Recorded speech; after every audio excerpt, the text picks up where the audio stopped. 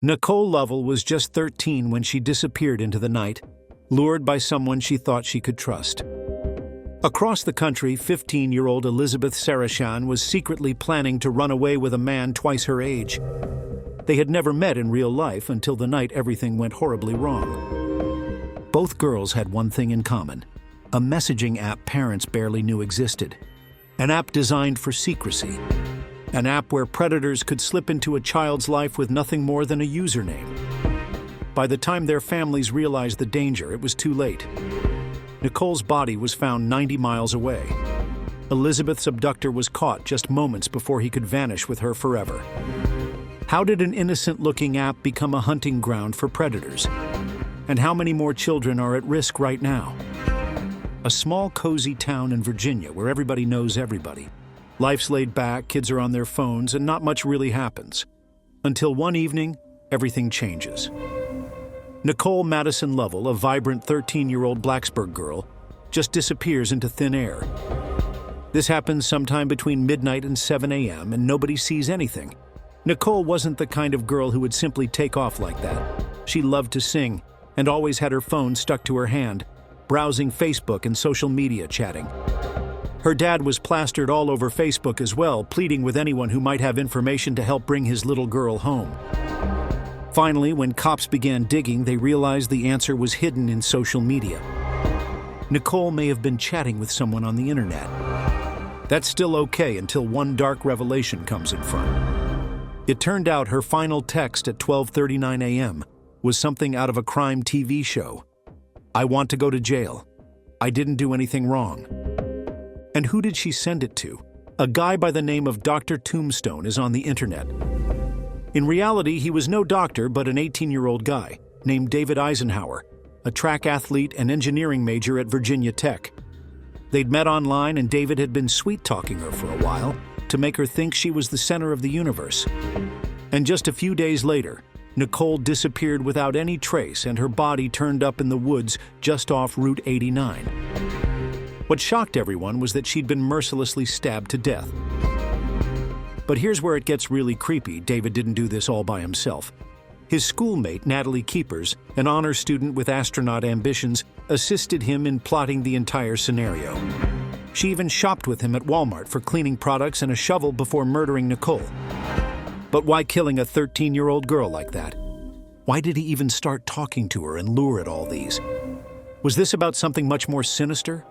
Whatever it was, the entire case rocked the town. It made everyone see that the internet isn't all memes and reels. It's an entirely different world, where predators can pose as innocent-looking usernames and emojis.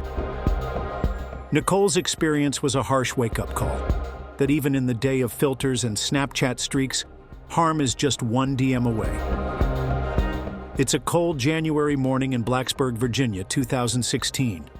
Tammy Weeks wakes up to discover her 13-year-old daughter, Nicole Lovell, missing. The first indication something's amiss?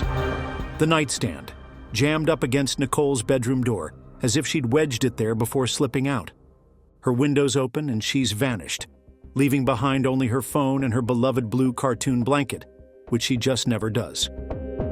Naturally, Tammy panics and dials Nicole's phone repeatedly, straight to voicemail.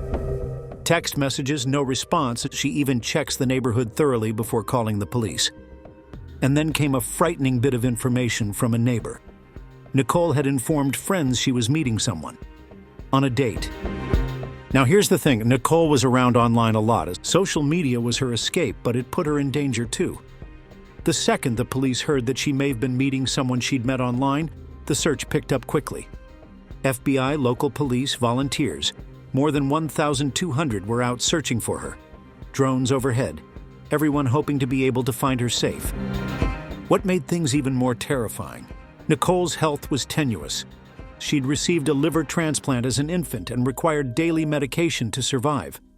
Plus, she was also bullied for the scars on her stomach and neck. Her online posts told the story of a girl battling loneliness, depression, and just wanting to be loved. Because her relationship with her dad, David Lovell, was strained. He'd been in and out of prison, barely a presence in her life. Still, Nicole craved his attention, something she rarely got.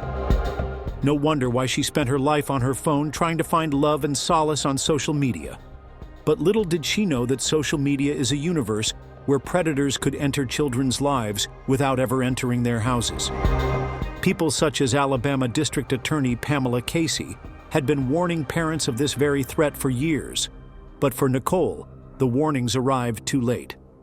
So what started as a missing persons case was rapidly becoming every parent's worst fear. Because as the days went by, hope began to fade. And 3 days after that, the worst piece of news came. They discovered Nicole's body discarded 90 miles away in North Carolina. The entire community was shaken. But this is where it gets creepy. When police searched Nicole's bedroom, they stumbled upon something strange: usernames and passwords written on the wall of her bedroom. It turned out that Nicole had been using Kik, one of those anonymous messaging apps that is every parent's worst nightmare. Her dad had forced her to uninstall it once before, but she secretly reinstalled it. With some sleuthing, the FBI tracked her conversations to a user called DrTombstone. And that's when it got dark. The IP address took them directly to David Eisenhauer, an 18-year-old freshman at Virginia Tech. On paper, he was a golden boy, former track star, high-achieving student, ultra-confident. But beneath the all-American facade was something much darker. Police took him away from his dorm, and his roommate, Jeremy Pazdeo, was shaken straight up. He told David had been acting strange and boots on a night the weather didn't even warrant it, returning at 2 a.m. And, hold up, the knife he always left out on his desk? Nowhere to be found. During questioning, David admitted he'd met Nicole outside her house the night she disappeared, but swore he didn't hurt her. Yeah, right, that confession got him slapped with abduction charges on the spot, but that's not all. Next was Natalie Keepers, David's former girlfriend and classmate. She had dreamed of being an engineer like her father, but now she was caught up in this too. Police thought she assisted David in plotting everything from beginning to end. When the truth at last came to light, it was even more terrible than anybody could have believed. Nicole was stabbed, her throat slashed.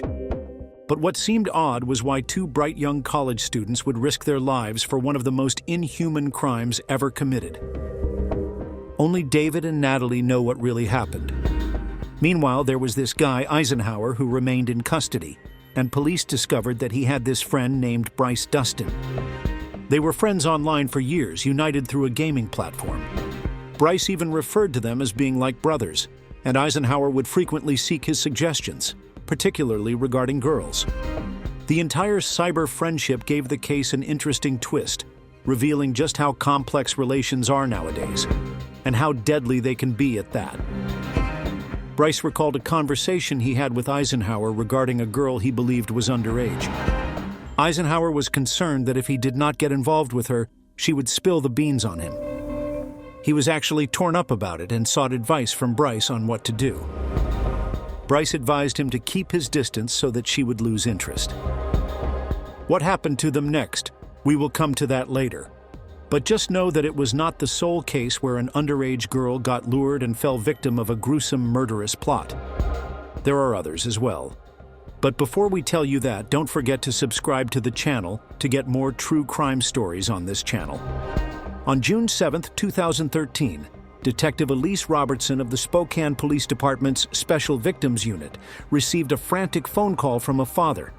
He had just discovered his daughter was talking to an older man on the internet. This completely rocked the boat for the Sarachan family, who appeared to be your typical American family, always caught up in their children's lives. Her daughter Elizabeth, 15 years old at the time, started acting strange, winding down early and not wanting to spend time with the family or friends. Her parents became concerned and even confiscated her phone, demanding her social media passwords, but she was having none of it. Then they got a call from Elizabeth's best friend's mom, who dropped the bomb that Elizabeth was planning to meet up with this older guy that very night. After some digging, Elizabeth's parents found out she had been secretly chatting with a 30-year-old named Jason Richards from Seattle. Initially, she had informed him that she was 18 years old, but later confessed that she was actually only 15. The parents were surprised to hear that not only had Elizabeth and Jason met physically, but they had also been intimate and were even planning running away together. They were communicating using all kinds of apps such as Facebook and Kik to stay in contact. It was an eye-opener for the family as to what's really waiting out there online. It was getting quite heated when her parents learned that this one, Jason, was going to travel a tremendous 280 miles from Seattle all the way up to Spokane to go pick her up. Of course, they panicked a little and chose to lock Elizabeth in her room, isolating her from her phone and the internet. They even called the police, fearing Jason would try to abduct their daughter. But the police could not do anything because there was no evidence of crime. Feeling completely helpless, Elizabeth's parents made a plan to tackle this guy. Her mom, Brandy, had the idea of pretending to be Elizabeth online and talking to him. For 7 agonizing hours, she played the role, being all sweet and thrilled to meet him while Jason was just over the moon about their soon-to-be rendezvous. It was a gamble, but they were desperate to protect their daughter. So Brandon Sarachan and his friends were preparing to undertake a serious sting operation to apprehend Jason. They had it all planned out, making the tight alley behind Brandon's house an ambush. Brandon remained in his vehicle with his friend Phil, who was a Special Forces veteran and carried a 12-gauge shotgun. There was another friend, Damon, stationed at the far end of the alley to cover any means of escape. It was around 3 a.m. when Jason's SUV turned into the alley, headlights cutting through the shadows. Damon set off running for the vehicle, while Phil edged up with shotgun at the ready, giving instructions at Jason to leave his hands on the steering wheel.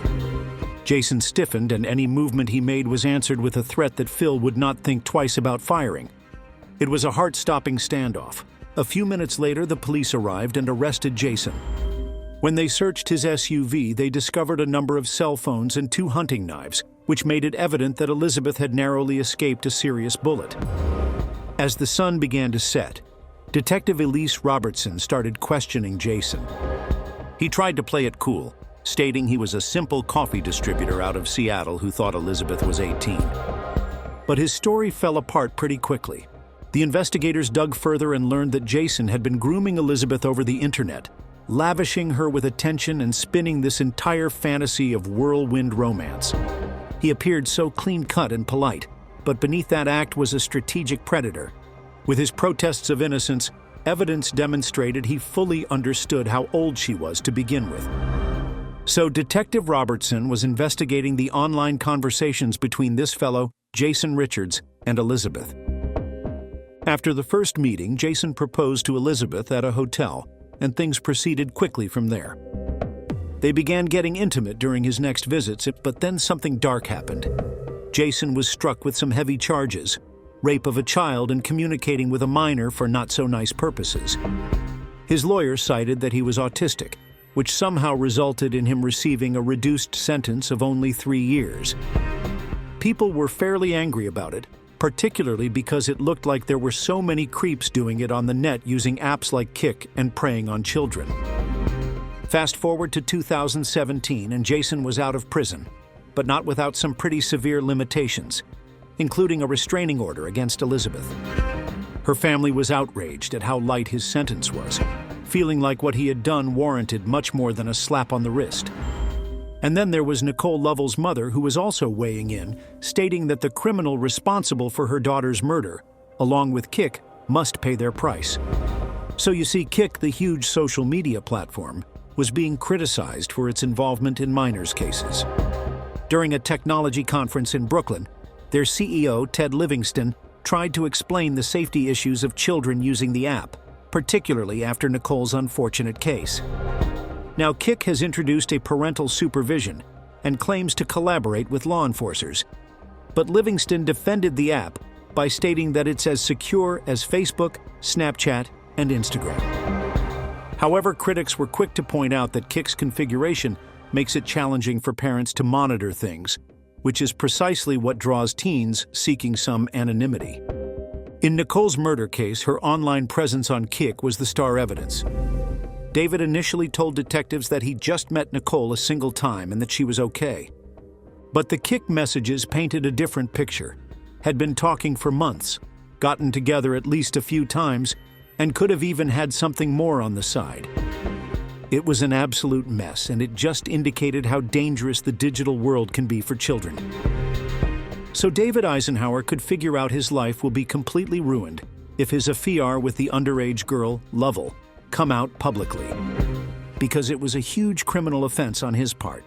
As a result, Eisenhauer was trying to keep things between them hush-hush, afraid that Nicole would reveal the secret.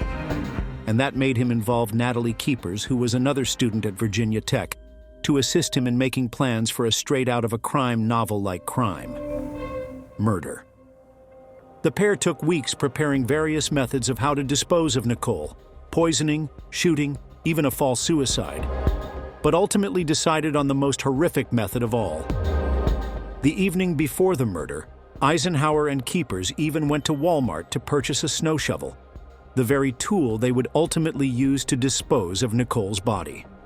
On the ill-fated evening, Nicole Lovell kissed her mother goodnight, barricaded a dresser in front of her bedroom door, and slipped out into the freezing night to hook up with Eisenhauer, likely believing she was meeting someone she could trust. But what happened instead was he trapped her in the woods and stabbed her to death. Keepers was not present at the killing, but she assisted in cleaning up the aftermath. The very next day, they both returned to Walmart to purchase cleaning materials: bleach, gloves, disinfectant wipes, like they were on a crazed shopping spree. It didn't take long for the police to do the math. They got caught on security cameras at the store purchasing the shovel. There was even blood in Eisenhauer's vehicle, and even Walmart workers recalled selling them the cleaning supplies. And the entire situation fell apart when Keepers finally cracked and confessed Eisenhauer's entire motive. It was simply his fears that Nicole would share their affair with others. 2 years later, Eisenhauer finally went to trial. Halfway through, with all the evidence against him, he changed his plea to no contest, essentially admitting without actually confessing. And he was slapped with 50 years in prison. On the flip side, as for Keepers, she was put on trial several months later. Audio recordings caught how she and Eisenhauer discussed the killing on the Kick app. Her lawyers tried to portray her as a vulnerable teenager who had been manipulated by Eisenhauer, even having a neuropsychologist testify that she had 7 various mental illnesses.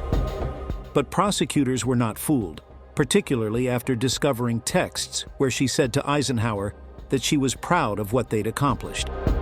It only took the jury slightly more than an hour to find Keepers an accessory before the fact, and they sentenced her to 40 years. Plus, they both eventually apologized to Nicole's family. But no apology could ever make sense of why 2 intelligent young college students would choose to commit this crime. What do you think about these crimes? And are you also a worried parent because your kid has become a social media addict? What kind of measures do you think should be taken both by parents and the social media platforms? Your opinions are valuable. Share them in the comments below. Subscribe to the channel for more true crime incident. See you soon.